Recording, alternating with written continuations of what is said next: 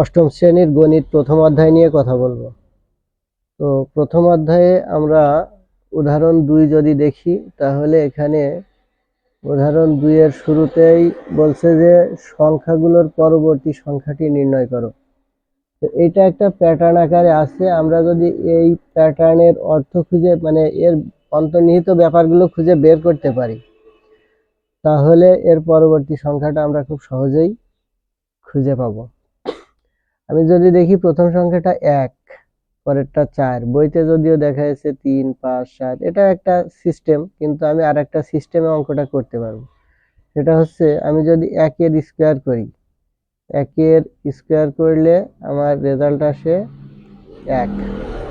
আমি যদি 2 এর স্কোয়ার করি, 2 এর স্কোয়ার করলে রেজাল্ট আসে 4।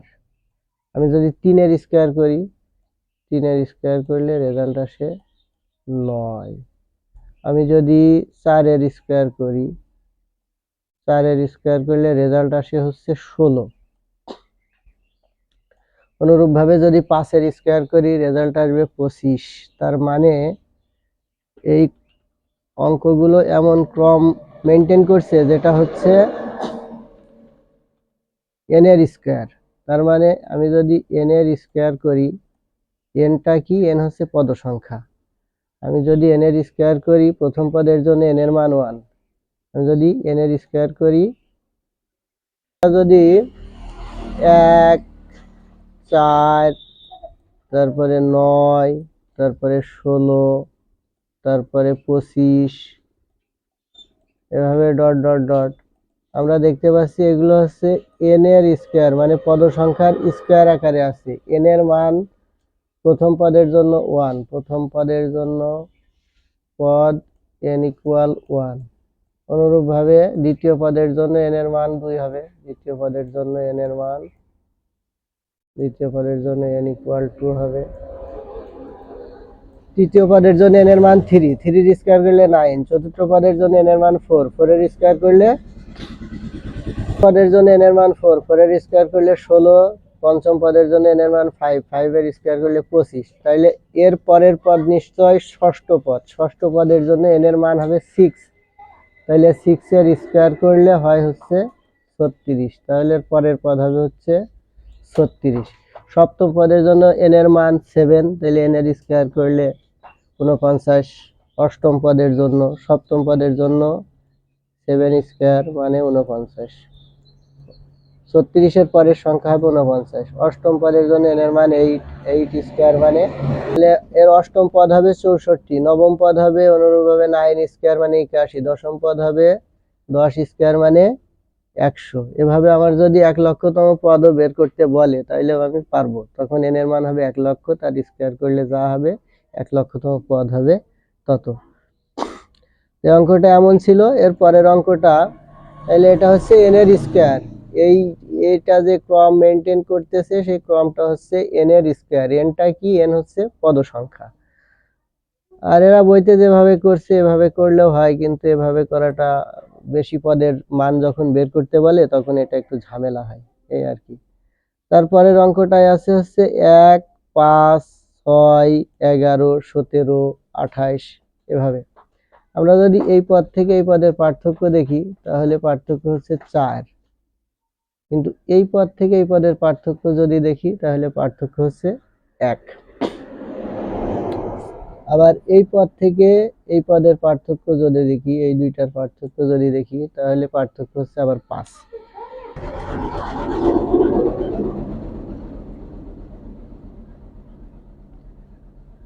তাহলে আমরা দেখতে পাচ্ছি প্রথম পদ হচ্ছে 1, পরের পদ 5, তারপরের পদ 6, তারপরের পদ 11। আমরা ফিবোনাকি সংখ্যা বলে একটা সংখ্যা আছে জানি। ফিবোনাকি সংখ্যাটা হচ্ছে এমন সংখ্যা যে সংখ্যা পরপর দুইটা পদ যোগ করলে তার পরের পদ পাওয়া যায়। তাহলে আমার এখানে প্রথম দুইটা পদ হচ্ছে 1 আর 5। আমি যদি 1 আর 5 যোগ করি, তাহলে আমি পাবো 6। আমরা দেখতে পাচ্ছি পরের পদ হচ্ছে 6।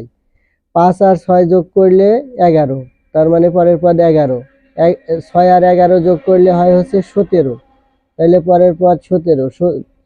11 আর 17 যোগ করলে হয় হচ্ছে 28, তাহলে পরের পদ 28। তার মানে এখানে যে ক্রমগুলো দেওয়া আছে, এগুলো হচ্ছে ফিবোনাক্কি। এখানে যে ক্রমগুলো দেওয়া আছে এই সংখ্যাগুলো ফিবোনাক্কি ক্রমে আছে। তাহলে আমরা এর পরের সংখ্যা পাবো তাহলে আমরা এর পরের সংখ্যা পাবো নিশ্চয় এই দুইটার যোগফল 17 আর 28। তাহলে 8 7 15 5 হাতে 1 1 আর 1 2 4। তাহলে 28 এর পরের সংখ্যা হবে হচ্ছে 45। অনুরূপভাবে তারপরের সংখ্যা 28 আর 45 যোগ করতে হবে। তাহলে 8 5 13 3 হাতে 1 3 আর 4 7। তাহলে তারপরের সংখ্যা হবে হচ্ছে 73। তার মানে এটা হচ্ছে ফিবোনাক্কি ক্রমে আছে। ফিবোনাক্কি ক্রমটা আমরা কি জানি? ফিবোনাক্কি ক্রম হচ্ছে পরপর দুইটা সংখ্যা যোগ করলে তারপরের সংখ্যা পাওয়া যাবে। এটা আসলে ফিবোনাক্কি অঙ্কই। আমরা ফিবোনাক্কি অঙ্ক বলতে বুঝি পরপর দুইটা অঙ্ক যোগ করলে তারপরের অঙ্ক পাওয়া যাবে, পরের সংখ্যা পাওয়া যাবে। পরপর দুইটা সংখ্যা যোগ করলে তারপরের সংখ্যা পাওয়া যাবে। আমরা 0 আর 1 যদি যোগ করি সেটা রেজাল্ট হয় 1। 1 আর 1 যদি যোগ করি রেজাল্ট হয় 2। 2 আর 1 যদি যোগ করি রেজাল্ট হয় 3। 3 আর 2 যদি যোগ করি রেজাল্ট হয় 5। 3 আর 5 যোগ করলে রেজাল্ট 8। 8 5 13। 13 আর 8 যোগ করলে 21। 21 আর 13 যোগ করলে 34।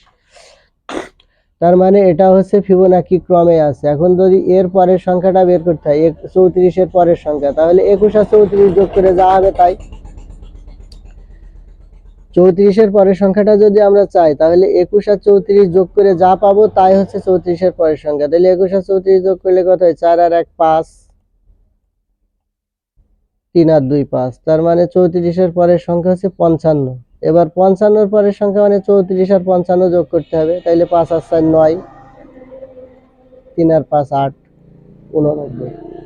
আশা করি বোঝা গিয়েছে। এটা হচ্ছে ফিবোনাক্কি ক্রম। ফিবোনাক্কি ক্রমটা কি আমরা জানি, পরপর দুইটি সংখ্যা যোগ করে পরের সংখ্যা পাইতে হবে। এর পরের সংখ্যা যদি আমার পাইতে হয় 89 এর পরের সংখ্যা, তাইলে 55 আর 89 যোগ করতে হবে, যা পাবো সেইটা।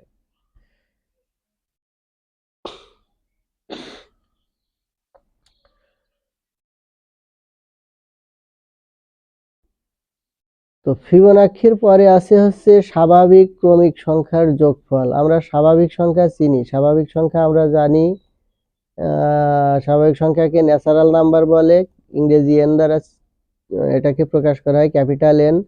এবং স্বাভাবিক সংখ্যা শুরু হয় 1 থেকে। আমরা স্বাভাবিক সংখ্যার সংজ্ঞা যদি বলি সেটা হচ্ছে ধনাত্মক অখণ্ড সংখ্যা। অখণ্ড সংখ্যা বলতে আমরা বুঝি সেই সংখ্যাটা সংখ্যা বলতে আমরা বুঝি হচ্ছে সেই সংখ্যাটা দশমিক যুক্ত সংখ্যা না। এখানে যেহেতু বলেছে স্বাভাবিক ক্রমিক সংখ্যার যোগফল, তার মানে সংখ্যাগুলো স্বাভাবিক সংখ্যা হবে এবং সেটা একটা ক্রম মেনটেন করবে। যেমন 1 2 3 4 এগুলো একটা ক্রম মেনটেন করেছে। কারণ হচ্ছে 1 থেকে 2 বিয়োগ করলে হয় হচ্ছে 1, 2 থেকে 3 বিয়োগ করলে রেজাল্ট 1, 3 থেকে 4 বিয়োগ করলে রেজাল্ট 1। তার মানে এর পূর্ববর্তী সংখ্যা থেকে আগের সংখ্যার পার্থক্য হচ্ছে 1। সুতরাং আমরা বলতে পারি এটা একটা স্বাভাবিক সংখ্যার ক্রম, এটা একটা ক্রম মেনটেন করেছে। এখন এই স্বাভাবিক সংখ্যার যোগফল নির্ণয়ের একটা সূত্র আছে।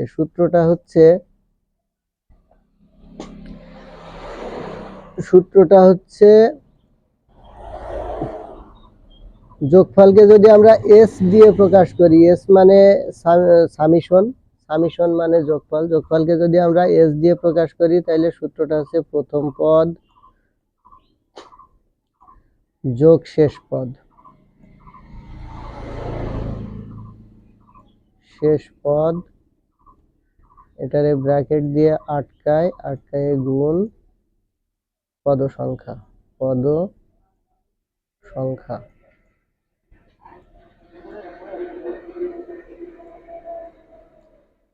ভাগ 2। এটা হচ্ছে ক্রমিক স্বাভাবিক সংখ্যার যোগফল নির্ণয়ের সূত্র।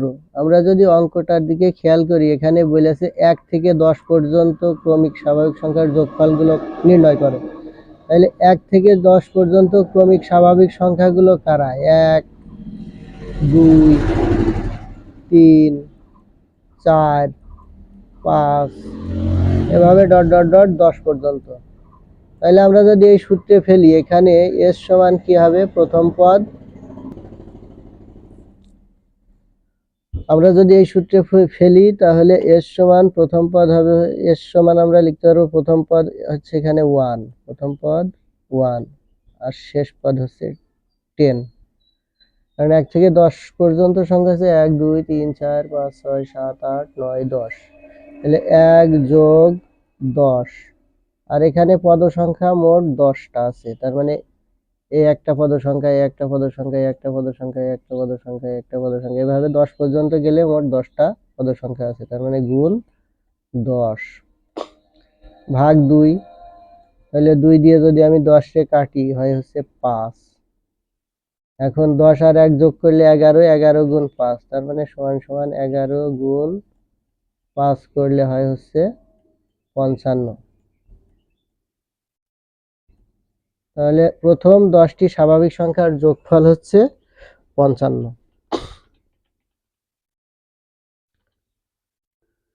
প্রথম 10টি স্বাভাবিক সংখ্যার যোগফল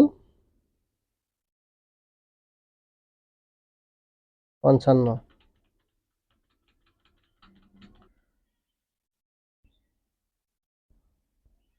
তাহলে আমরা স্বাভাবিক সংখ্যার যোগফল প্রথম পদ যোগ শেষ পদ গুণ পদ সংখ্যা ভাগ 2 দিয়ে আমরা স্বাভাবিক সংখ্যার যোগফল নির্ণয় করতে পারবো। আমরা যদি আরো দুই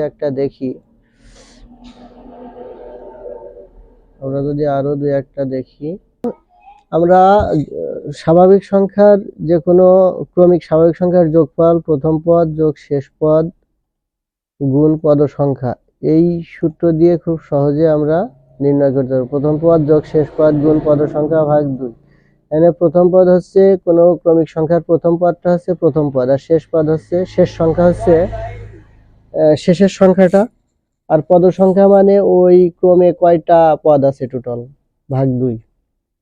এখানে কাজে আছে 1 থেকে 15 পর্যন্ত ক্রমিক স্বাভাবিক সংখ্যাগুলোর যোগফল বের করো। তাহলে 1 থেকে 15 পর্যন্ত ক্রমিক স্বাভাবিক সংখ্যা হচ্ছে, আমরা যদি বলি 1 থেকে 15 পর্যন্ত ক্রমিক স্বাভাবিক সংখ্যা, প্রথমে 1, অঙ্কটা আরেকবার আমরা দেখি। বলছে কি 1 থেকে 15 পর্যন্ত ক্রমিক স্বাভাবিক সংখ্যাগুলোর যোগফল বের করো। তাহলে 1 থেকে 15 পর্যন্ত ক্রমিক স্বাভাবিক সংখ্যা, প্রথমে 1, তারপর 2, তারপর 3, তারপর 4, এভাবে ডট ডট ডট 15। তাহলে আমরা এখানে প্রথম পদ কত? প্রথম পদ হচ্ছে 1, প্রথম পদ সমান 1, আর শেষ পদ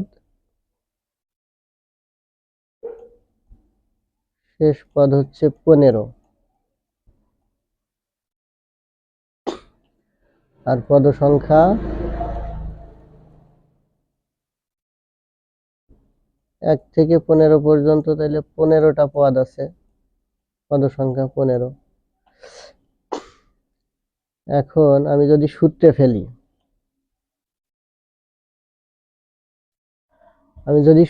ফেলি, তাহলে সূত্রটা কি? s ইকুয়াল প্রথম পদ যোগ শেষ পদ, তাহলে প্রথম পদ হচ্ছে 1, শেষ পদ হচ্ছে 15, প্রথম পদ যোগ শেষ পদ গুণ পদ সংখ্যা, এখানে পদ সংখ্যাও 15 ভাগ 2। তাহলে 15 আর 1 যোগ করলে হয় 16, 16কে 2 দিয়ে ভাগ করলে হয় 8, 8 গুণ 15, 8 15 হচ্ছে 120, 50টা 40-এর শূন্য, হাতে 4, 8 আর 4 12। তাহলে 1 থেকে 15 পর্যন্ত যে ক্রমিক স্বাভাবিক সংখ্যা আছে তাদের যোগফল হচ্ছে 120। আমরা এই সূত্র ব্যবহার করে খুব সহজেই অঙ্কগুলো করতে পারবো। তারপরে